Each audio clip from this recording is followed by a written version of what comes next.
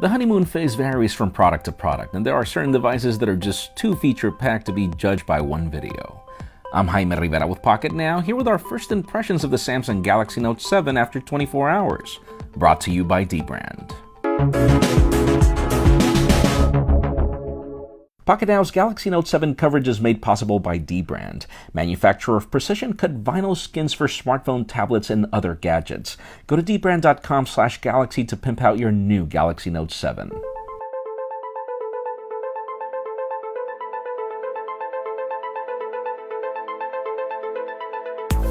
To call the Samsung Galaxy Note 7 just an S7 Edge with an S Pen would be a huge understatement. We're actually preparing a full comparison between both to show you just how superior the Note is. Physically, the Galaxy Note 7 feels different. Given the thinness of the metallic trim, it almost feels like if you're holding glass and no metal thanks to the curves. These elements contribute to a design that almost seems like if there are no borders between the display and the chassis, and Samsung even removed the sharp corners of the display. The curves also serve to make you feel like if you're holding a phone that's smaller than it really is. The setup process of the Note 7 doesn't really change much. The standard Verizon intro, with Google's option to tap and go to restore from a previous phone. In the security settings, I actually decided to go with the fingerprint for now since we're preparing a separate video just to detail the iris scanning features. This being a Verizon phone, of course the company stopped to recommend us their Verizon Cloud, which I obviously declined. To be honest, I'm waiting to see what the Samsung Cloud feature is all about, but bear in mind that rumors claim that Verizon variants won't include it. What I did use for the first time ever is Smart Switch, and boy do I recommend you do too. This is like Apple's iCloud, only far better. On iCloud, you do get a carbon copy of the phone you're storing from, but only Samsung's Smart Switch allows you to select what you want to restore, and this even extends to the memory card. I chose not to sync things like contacts and calendar appointments to avoid dupes with Google Sync, for example. And to see that the app will restore my launcher folders just the way I had them is really a dream. Word of warning, do grab some coffee as this might take a few hours, and make sure your Note 7 is charged, as it'll use the battery of the Note to charge the old device by default. You will be prompted to disconnect the old phone once app installations begin. You can continue using your phone during the process, though beware of the obvious lag, as this is normal with app installations. Once the setup process is done, we're greeted by the gorgeous 5.7-inch Super AMOLED display and what Samsung is calling their new refined UX on top of Android 6.0.1 Marshmallow. The company claims that the idea is to create a frictionless experience, and we agree in everything except the Verizon bloatware that you can disable. The new icon pack has a smoother look to it, and the feel extends to the drop-down menu. The icons now show more of a minimalistic design, and you can rearrange these with a long press. We were met with the pleasant surprise of a blue light filter within the settings, which mimics Apple's night shift and dropping blue tones at night, but Samsung goes as far as to activate the settings at the precise time of the sunset in your area, which is awesome.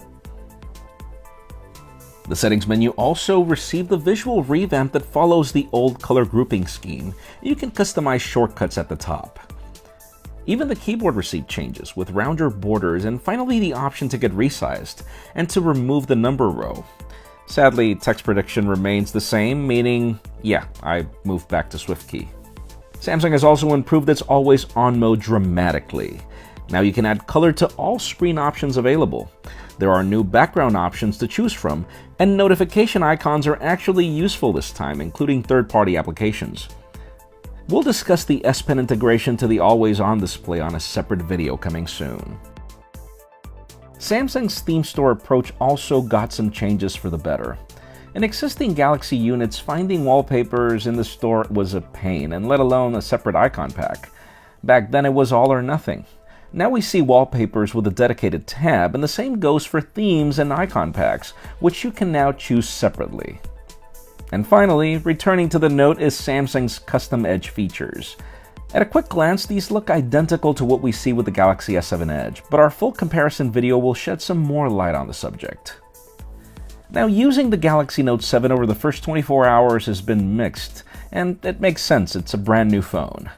Battery life has scratched 4 hours of screen on time, far less than the 6 hours of the S7 Edge on our first battery drain. I'm thinking that it could have to do with the fact that Verizon's network isn't the best in my neck of the woods, but time will tell. There's a new app power monitor that allows you to selectively disable background activities for certain applications, and I also love how this power saver mode now tells you how much extra time you'll be getting depending on what mode you choose. And as for those quick charge times over the cable, we went from 8% to 44% in 30 minutes on our first charge, which was not bad. The camera still launches with a double tap in the home button, and we now get a slider for filters, along with different camera modes. Juan Bagnell went into detail over all the changes in our hands-on video last week, and at a quick glance, let's just say that this is a Galaxy. It follows on the legacy of its predecessors with amazing photographs and speed at taking them, but Juan will go into more specifics in our full camera review coming very soon. Other than that, performance is smooth, app load times have been quick, and it's hard to deny that Samsung's UX changes have added an extra level of elegance to the experience. Match this with the gorgeous looks provided by its design and the amazing feel in the hand, and let's just say that we have enough material for this phone to be the year's best. We've got more videos coming every single day to detail all the elements of the Samsung Galaxy Note 7, so please stay tuned. Folks, this video was made possible by Dbrand. To pimp out your new Galaxy Note 7, simply go to dbrand.com/galaxy and choose from dozens of combinations available. Whether it's carbon fiber or leather, there are color combinations for every taste and every occasion. That's dbrand.com/galaxy. For now, make sure you follow us on social media and subscribe to our channel for up-to-date coverage on this and other smartphones. You can also catch our videos on vessel.com/pocketnow, and follow me on Twitter, Jaime_Rivera, or on Instagram at Jaime Rivera. Please give this video a thumbs up if you like what you saw. I am Jaime Rivera. Thank you very much for watching. See you very soon.